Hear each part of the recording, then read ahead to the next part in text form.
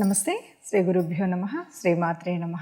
ఆదిత్యాయ చ సోమాయ మంగళాయ బుధాయ గురు శుక్ర శనిభ్యే రాహవే కేతవే నమ. మరి ప్రతి మాసంలో చెప్పుకున్నట్టుగా ఫిబ్రవరి మాసం కాను గోచార రీత్యా ఎలాంటి ఫలితాలు ఉన్నాయి అన్నది చెప్పుకోవడానికి ముందుగా గోచారము అంటేనే గ్రహాల యొక్క గమనం.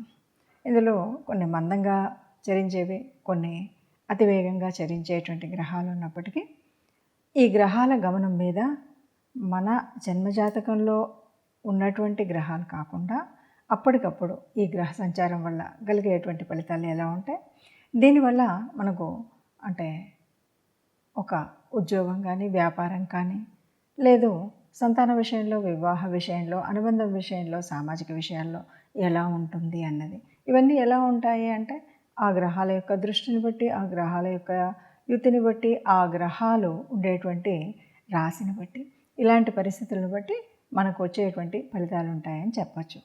ఇప్పుడు ఈ మాసంలో అంటే ఫిబ్రవరి 2024లో గ్రహ స్థితి ఎలా ఉంది, ఈ గోచార రీత్యా గ్రహాలు ఏవి ఎక్కడున్నాయి, ముందుగా గ్రహాలు ఎక్కడున్నాయి, ఎలా ఉన్నాయి అన్నది తెలుసుకుంటే కనుక, గ్రహాలు మీనంలో రాహు, మేషంలో గురువు, ఆ తదుపరి మనకు కనిపించేటువంటిది కేతువు మనకి కన్యలో కనిపిస్తే, తదుపరి మరి దాదాపు అన్నీ కూడా మకరంలో ఉన్నట్టుగా ఉంటాయి. రవి కానీ, కుజుడు అంటే తర్వాత తిథులు కొంచెం అటు ఇటుగా మారినప్పటికీ ముందుగా అన్నీ కూడా ఫిబ్రవరి మాసంలో చూడాలి అంటే అన్నీ మకర రాశిలో కనిపిస్తాయి. ఇక కుంభంలో శని. ఇలా ఉన్నటువంటి గ్రహ పరిస్థితుల్లో మరి ఎలాంటి గోచారం ఉంటుంది అంటే కొన్ని ఇక్కడ మనం ప్రత్యేకించి చెప్పవలసినటువంటివి ఏంటంటే, ఒకటి గురువు వక్ర త్యాగం చేస్తాడు, దానివల్ల కొంత మార్పు. ఇక రెండవది మనకు రాహుకేతుల కాలం ఒక్కొక్క రాశిలో 18 మాసాలు అయినప్పటికీ మరి రాహు ఉన్నటువంటి స్థితి గురు స్థానంలో ఉన్నాడు కాబట్టి, గురుగ్రహం యొక్క ఇంట్లో ఉన్నాడు కాబట్టి రాహు గురు ఈ కాంబినేషన్ ఎప్పుడు కూడా గురుచండాల యోగం అంటారు. అలాంటి పరిస్థితి ఉంది. ఇక కుజుడు కూడా కొంతకాలం 15 రోజులైనా రవితో కలిసి ఉండడం, అగ్నితత్వ రాశులు ఒకచోట ఉండడం, ఇలాంటి అన్ని కాంబినేషన్స్లో అసలు ఒక్కో రాశికి ఎలా ఉంది, దానివల్ల ఫలితం ఎలా ఉంటుందో చూద్దాం. తదుపరి రాశి తులారాశి. తులారాశి వారికి మరి పరిస్థితి ఎలా ఉంది అంటే, తులారాశి వారికి చతుర్థంలో ఎక్కువ గ్రహాలు ఉన్నాయి ఈ మాసంలో.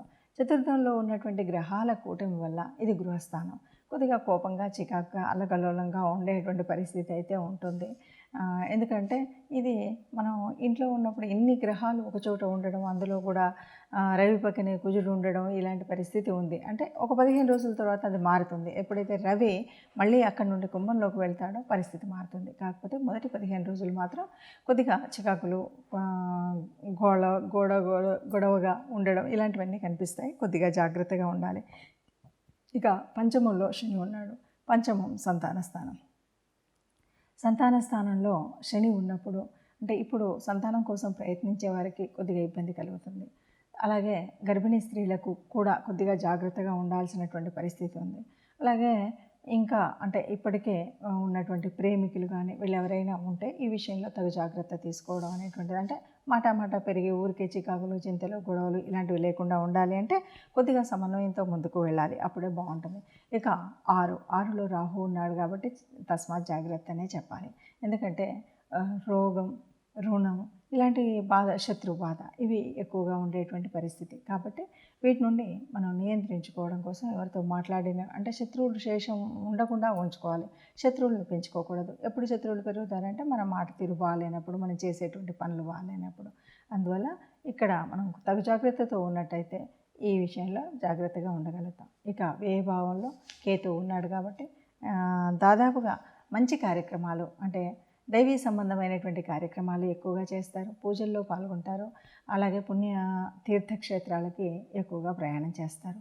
అయితే ఇప్పుడు వరకు మనం చెప్పుకున్నటువంటి అంటే గ్రహాల కూటమి ఎక్కువగా ఉండడము, అట్లాగే మనకున్నటువంటి 6వ స్థానంలో ఉన్నటువంటి రాహు వల్ల అని అనుకున్నటువంటివి కూడా మనం చేసేటువంటి ఈ పూజా పునస్కారాల వల్ల దాదాపు తగ్గించబడతాయి. కాబట్టి దైవ చింతనలో, దైవ ఆరాధనలో ఉండే పరిస్థితి ఉన్నటువంటి వారందరికీ కూడా ఈ గ్రహాలు ఎక్కువగా ఉన్నప్పటికీ, షష్టమంలో రాహు ఉన్నప్పటికీ ఇది పెద్ద ఇబ్బంది కలిగించే విధంగా ఉండదు అని చెప్పచ్చు. మనం మొత్తంగా చూసినట్టయితే తులారాశి వారికి దాదాపుగా ముందు కంటే బాగా ఉంటుంది. ముఖ్యంగా ఎందుకు అంటే మనకి ఇది గోచార రీత్యా మాత్రమే మనం చెప్పుకునేటువంటి పరిస్థితి. మీకు మీ జన్మజాతకంలో ఎలా ఉందో ఆ గ్రహాల యొక్క స్థితిని బట్టి, ఆ గ్రహాల దశ నడుస్తున్న దశను బట్టి, నడుస్తున్నటువంటి అంతర్దశను బట్టి, అంతేకాదు గ్రహాల యొక్క యుతి, దృష్టి, వీటన్నింటి యొక్క ప్రభావం ఉంటుంది. ఇవన్నింటిని దృష్టిలో పెట్టుకుంటే తప్ప మనకి ముందుకు వెళ్ళలేము. కాబట్టి ఏదో ఇలా చెప్పారు కాబట్టి ఇంకా నాకేమీ అంత అంటే ఏదో కుజుడు నాకు నిజస్థానంలో ఉన్నాడు, కుజుడు శత్రువులతో కలిసి ఉన్నాడు, ఇలాంటి భావన మాత్రం అస్సలు పొందకండి. ఇదంతా కూడా కేవలం 30-40% గోచార రీత్యా ఉండేటువంటి ఫలితం ఉంటుంది. ఈ 30-40% ఉన్నప్పుడు మరి ఎందుకు చెప్పుకోవాలి అని అనకండి. ఎందుకు చెప్పుకోవాలంటే ఈ 30-40% అయినప్పటికీ కూడా మనకు ఈ నెల రోజులు ఆ ఇబ్బంది కూడా ఉండకుండా ఉండాలంటే రాబోయేటువంటి ప్రమాదం ఏంటి, రాబోయేటువంటి లాభం ఏంటి, రాబోయేటువంటి స్థితి ఏంటి, రాబోయేటువంటి ఈ స్థితిగతులను తెలుసుకొని దానికి కావాల్సినటువంటి దేవతా ఆరాధన కానీ, గ్రహ అనుకూలతకు చేయవలసినటువంటి పనులు కానీ, పూజలు కానీ చేసుకుంటూ, లేదు కోపాన్ని కాస్త నివారించుకోవడం, లేదు ప్రయాణం చేసేటప్పుడు కాస్త తగు జాగ్రత్తల్లో వెళ్ళడం, ఇలాంటివన్నీ నిర్ణయాలు తీసుకుంటాం. కాబట్టి ఈ నిర్ణయాల కోసమే మనం ముందు జాగ్రత్తగా ఈ విషయాలు చెప్పుకుంటూ ఉంటాము. అలా చెప్పుకుంటూ మరి ఏం పరిహారాలు చేద్దామో చూద్దాం.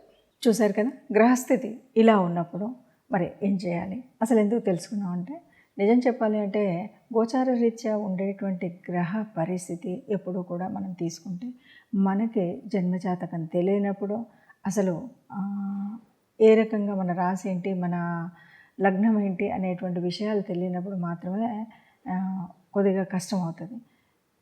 ఇలా కాకుండా అంటే జన్మజాతకంలో మన జన్మకుండలి లేనట్టయితే, ఏదో జాతకం నా రాశి ఇది అని అంతవరకే తెలుసుకొని ఉంటారు కాబట్టి అప్పుడు చూసుకోవడానికి వీలుగా ఉంటుంది. కానీ నిజానికి జన్మజాతకంలో ఉన్నటువంటి గ్రహస్థితులను బట్టి, జరుగుతున్నటువంటి దశ అంతర్దశలను బట్టి పూర్తి వివరాలు ఉంటాయి. అందులో కూడా కొన్నిసార్లు మనకు యోగించే గ్రహాలు, యోగించని గ్రహాలు ఉంటాయి. దీన్ని బట్టి మనం తీసుకునేటువంటి పరిహారాలు ఇవన్నీ కూడా తీసుకోవాలి.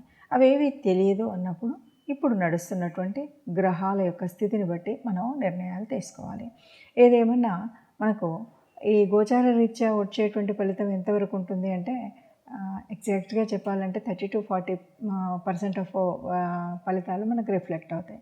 అంతకు మించి అంటే మిగతాది మన ఒరిజినల్ జన్మకుండలి మీద ఆధారపడి ఉంటుంది. మరి ఇలా ఉన్నప్పుడు ఏం చేయాలి అంటే, తప్పనిసరిగా ఇందులో కూడా మనం తీసుకోవాల్సినటువంటి నిర్ణయాలు తీసుకోక తప్పదు. ఎందుకంటే ఏ కొంచెం గోచార రీత్యా వచ్చినటువంటి మార్పుల వల్ల జరిగేటువంటి ఏ కొంచెం చెడునైనా తట్టుకోకుండా మనం హాయిగా ఆనందంగా ఉండాలంటే తప్పనిసరిగా కొంత పరిహారం, గ్రహ పరిహారం కానీ, లేదు దేవత అనుగ్రహం పొందడం కోసం దేవతారాధన కానీ చేయడం అన్నది మర్చిపోకుండా ఉండాలి.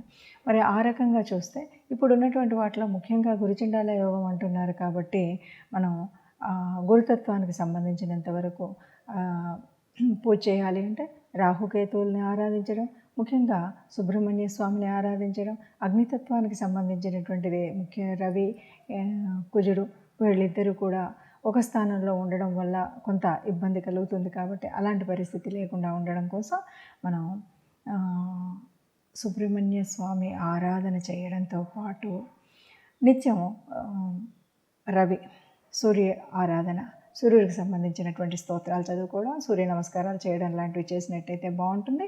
దీనికి తోపుడు ఇష్టదేవత ఆరాధనని మర్చిపోకుండా చేయడం.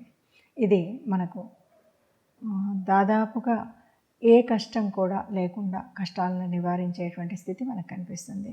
అందరూ సుఖంగా ఉండాలని, అందరూ సంతోషంగా ఉండాలని, ఆ సుఖ సంతోషాలతో ఉన్న వారందరిలో మనము ఉండాలని ప్రార్థిస్తూ సర్వేజన సుఖినో భవంతు. నమస్తే.